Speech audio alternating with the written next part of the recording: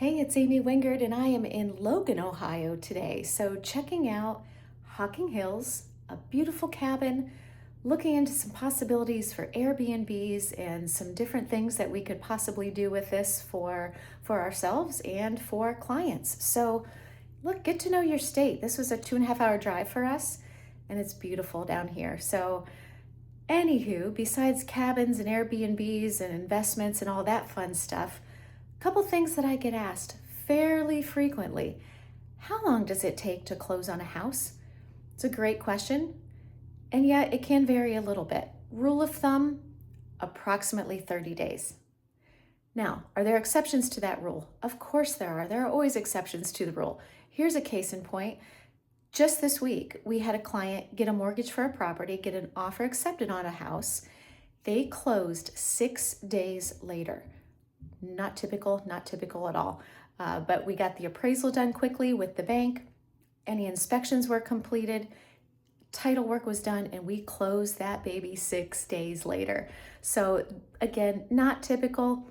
Normally you're looking at about 30 days unless you have cash. So cash obviously acts very differently. If you're making a purchase with cash, then you get to skip all the stuff with the bank. You skip the appraisal. You skip all of those formalities and loan approval and sending in all of your docs and underwriting and getting everything approved. So typically with a cash offer, we can close that deal as soon as the title company has the title work ready for us. As soon as 5 days, 7 days, 10 days, typically at the max, as long as there are no issues with title. Why is this important? Because a lot of buyers come to us and one of their first questions is, well, my lease is up by this time, or I want to be in my new house by this time.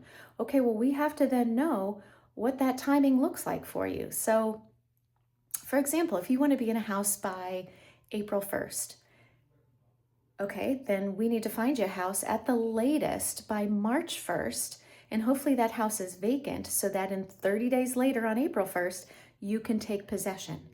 So we have to do that little bit of backwards math to figure out your goal and your plan, and so that we can help make that work for you. Question number 2, do I need 20% down in order to get a mortgage?